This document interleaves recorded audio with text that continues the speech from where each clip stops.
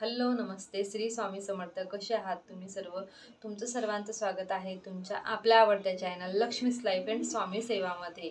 येणारी आहे शिवरात्र आणि शिवरात्र येण्याच्या आधी आपल्या तयाऱ्या ह्या जोरात चालू असू द्या, कारण शिवरात्र हे आपल्याकरता खूप विशेष आहे.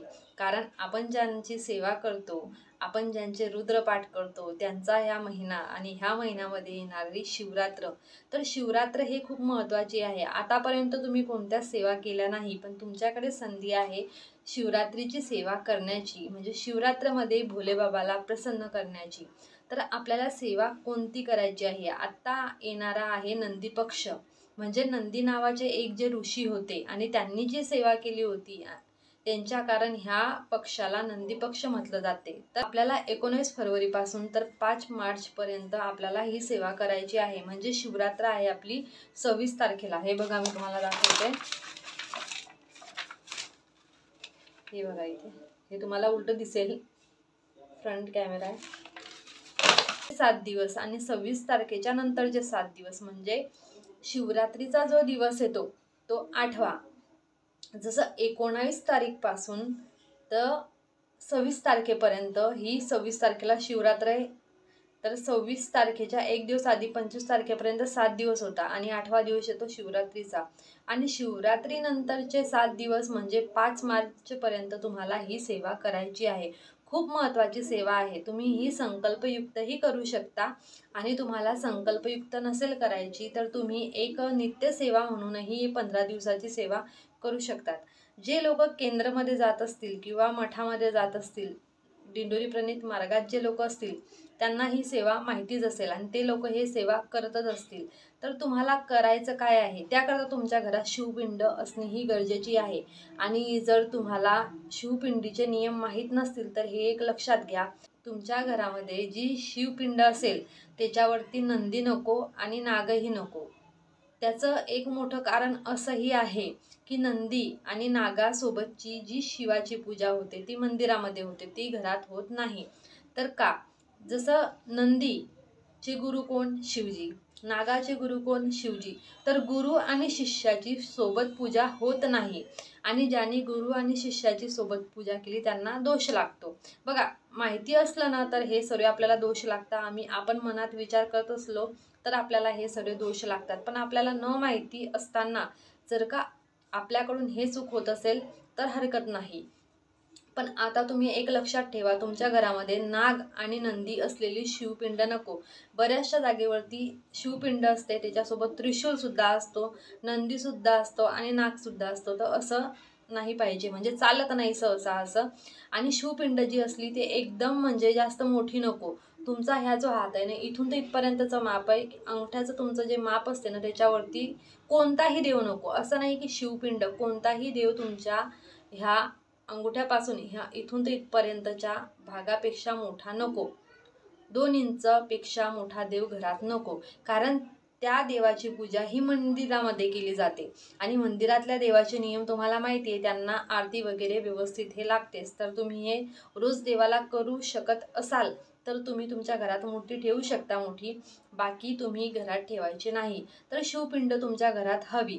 आणि बघा, 19 तारीखपासून जर का तुम्हाला संकल्पयुक्त सेवा करायची आहे तर तुम्हाला त्याच्यामध्ये ब्रह्मचर्य वगैरे नियम पाळावे लागतील आणि कोणाच्याही घरचं खायचं नाही, आपल्या हातचं बनलेलं जेवण खायचं. बाकी कांदा लसूण वगैरे तुम्ही सर्व खाऊ शकतात. तर तुम्हाला संकल्पयुक्त करायची असली, एखाद्या कार्याला ध्यानामध्ये घेऊन तुम्हाला ती सेवा करायची असली तर तुम्ही ते संकल्पयुक्त करा. नाहीतर तुम्ही संकल्प न घेताही ही सेवा करू शकतात. आणि खूप महत्त्वाची सेवा आहे शिव पंचाक्षरी स्तोत्र.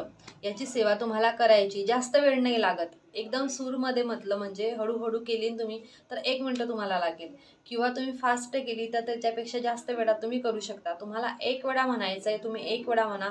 तुम्हाला 11 वेळा सेवा करायची, तुम्ही 11 वेळा करा, 21 वेळा करा. हे तुमच्यावरती आहे, तुम्हाला कशी ती सेवा करायची. फक्त एवढंच की तुम्हाला ती सेवा स्किप न करता करायची आहे. आणि 15 दिवस म्हणजे काही विशेष नाही. तुमच्या घरामध्ये शिवपिंड आहे, मस्त शिवपिंडीला स्वच्छ धुवून घ्यायचं. अभिषेक करताना तुम्हाला जर का त्यांचे 108 नाव माहीत असतील महादेवांचे, तुम्ही ते नाव घेऊ शकता. आणि तुम्हाला नसेल ते नाव माहिती तर तुम्ही ओम नमः शिवाय, ओम नमः शिवाय, ओम नमः शिवाय म्हणू शकता. किंवा श्री शिवाय नमस्तुभ्यम सुद्धा तुम्ही म्हणून अभिषेक ह्या शिवपिंडीवरती करू शकतात. आणि रुद्रपाठाची तर सेवा तुम्हाला माहितीच असेल. नसेल माहिती तर मी त्याच्यावरती पण व्हिडिओ बनवणार आहे, तर ते लक्षपूर्वक बघा. तर तुम्हाला शिवपंचाक्षरी स्तोत्राचे पाठ करायचे आहे. रोजचे तुमच्याकडून 1 होत असेल तर 1, 11 होत असेल तर 11.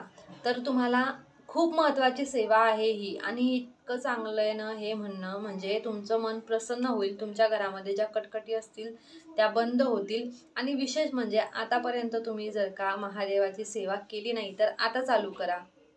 रोज मंदिरामध्ये जा. तुम्ही तर ऐकलंय प्रदीप मिश्राजी काय सांगतात, 1 लोटा जल हर समस्या का हल. तुम्ही शिवपिंडीवर ते मंदिरामध्ये पाणीसुद्धा घेऊन जाऊ शकता अर्पण करायला. ते तुमच्या घरातूनच न्यायचं. आणि विशेष म्हणजे महादेव हे खूप भोळे आहे. भोले बाबा खूप म्हणजे खूप प्रसन्न लवकर होतात. त्यांना फक्त मनाने आणि प्रेमाने केलेली त्यांची सेवा आवडते. आणि बघा कसं असते, एखाद्या वेळेस तुम्ही संकल्प घेताय, सेवा करताय, पण तुम्हाला त्याचं फळ भेटत नाही. ते का? कारण तुम्ही कोणतीही सेवा करतात तर ते फक्त लोभाकरता करतात, की मला ही सेवा केल्याने असं असं याचं फळ मिळेल. तर लोभ न करता ते मनाने सेवा करा तुम्ही. जे तुम्ही देवाला मागताय ना, देव त्याच्यापेक्षा जास्त तुम्हाला देईल. तर अशा प्रकारे तुम्ही ही सेवा करू शकतात.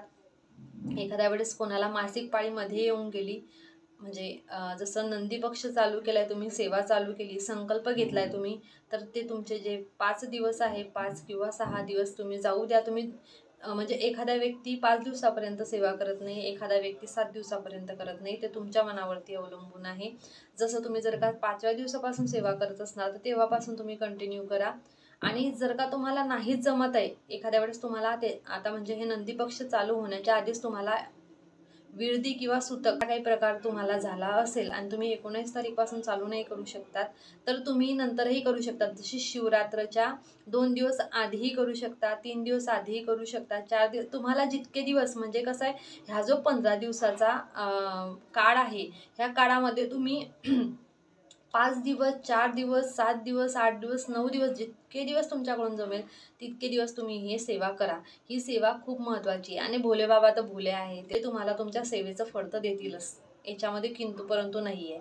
आणि विशेष म्हणजे आपल्या गुरुला साक्षी मानून, आपल्या स्वामी आईंना साक्षी मानून जर का तुम्ही ती सेवा केली तर त्याचं तुम्हाला फळ भेटेलच. आयुष्यामध्ये चढ उतार येत असतील तर घाबरायचं नाही. आपल्या आराध्याच्या चरणी ते सर्व अर्पण करायचं आणि त्यांना सांगायचं, बाबा मी तुझं नाव घेतो, तू माझं मार्ग लाव, किंवा तुला जे योग्य वाटत असेल ते तू माझ्यासोबत कर. अशा प्रकारे तुम्हाला ही सेवा करायची आहे. आणि न विसरता ह्या नंदी पक्षमध्ये तुम्ही ही सेवा करा.